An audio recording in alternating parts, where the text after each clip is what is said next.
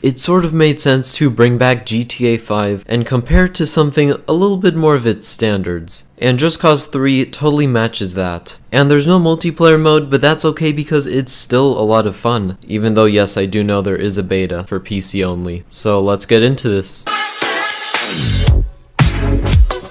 The things that can be done in GTA 5 are a huge, wide array, and they just span infinitely. From stealing a car and customizing it, robbing a bank and making some cash, getting chased by the cops and having an insane duel, stealing a jet, getting laid, collecting cars, even doing some sports activities like golf and tennis. Yeah, so these games should be invalid. There is so much to do in GTA 5. It's mostly about what type of adventures you'll have because every single time it's a totally new story, and of course the missions also make it more exciting. Even though Just Cause 3 doesn't really have a memorable story, the missions are still fun. And Just Cause 3 is fun in its own way. Because even though it doesn't have as many activities as GTA 5, it has some fun tools that you can use like the flight suit or the grappling hook, which can make some funny things happen. And as you play the missions, you will earn more things that you can use. And a very shocking thing, that you can destroy some objects, sort of like you would see in some Battlefield games. And I'll talk about that more in just a bit because there is an issue with that.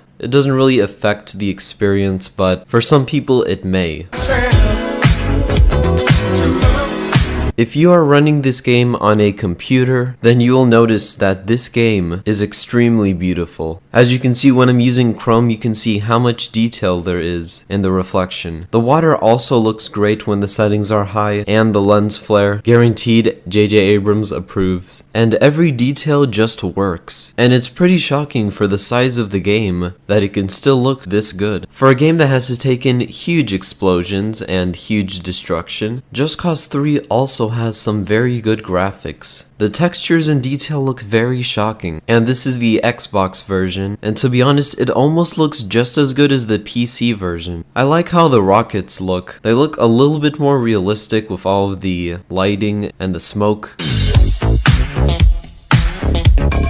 GTA 5's map is not just big, it's very diverse. It has a city aspect, a beach aspect, a woods aspect, a desert aspect, and it all looks very beautiful, and it all looks like it should be there. And of course, when you combine Vice City, San Andreas 4 and 3, and even Red Dead Redemption, GTA 5's map still beats all of them combined. But Just Cause 3, believe it or not, is so big that you could fit 3 GTA 5 maps in it. And that's pretty cool, but that's also not really a good thing. But it also has a different side to that, because some areas don't really seem like they should be there, and it's not as diverse as GTA 5. Of course, it has a little city and a little town here and there. It has a beach, it has some woods and mountain, but it's not the same feeling. Like I said before, GTA 5 has a nice selection of guns. My personal favorite is the minigun. It may make you slow, but it's good for those situations where you're surrounded. I also like the grenade launcher and the SMG. For Just Cause 3, I like their rocket launchers. As we all know, they have a little bit of more meaning than just exploding people or exploding cars. So when I get to destroy a bridge or a certain building, then that's always fun to do. You can't take the minigun into your inventory, and it shoots a little bit more realistically, and it shoots infinitely, which is hilarious, so that's not realistic. And it makes you extremely slow. I also like using the Erga Vidova, I think that's how you say it. It kills enemies very quickly.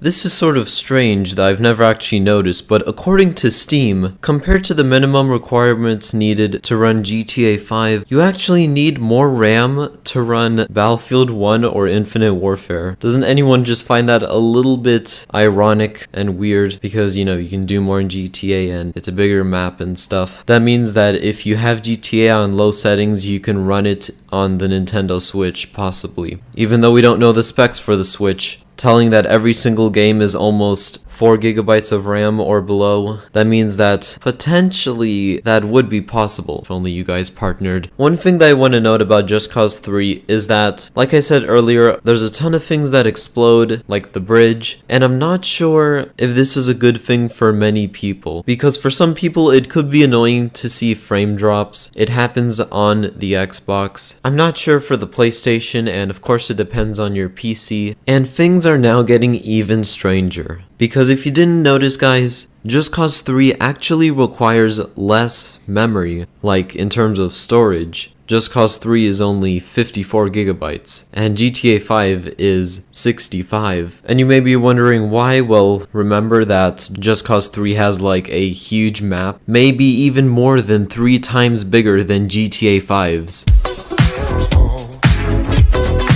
There's no doubt that GTA 5 and Just Cause 3 have their own style of play. GTA 5 of course focuses more on the multiplayer, but the activities done are very similar to the single player if you take out the multiplayer game modes. The main things that you can do is explore, get money to customize your character, and customize your car, and buy cars, and buy garages, and buy guns and customize those guns, and pay for like activities and stuff, and there's so much beautiful scenery to see. Getting bored will take a while. For Just Cause 3, like I said earlier, it's different, but it's different in a good way. The grappling hook has many uses. It can be used to make something funny happen, it can be used to kill someone, to just escape, and it works together with the wingsuit and parachute. There's also challenges to beat your friends on with like high scores and stuff, and the scenery there is also beautiful. And riding on top of cars while being chased by the authorities just feels like some sort of Michael Bay movie, especially with that exploding bridge. I'm not really sure, once again, if this is something that people like, because the frames do drop a lot for console, and not everyone can afford a good PC or a PC that can run well, but it has some pretty good specs, so yeah, the frames probably will drop.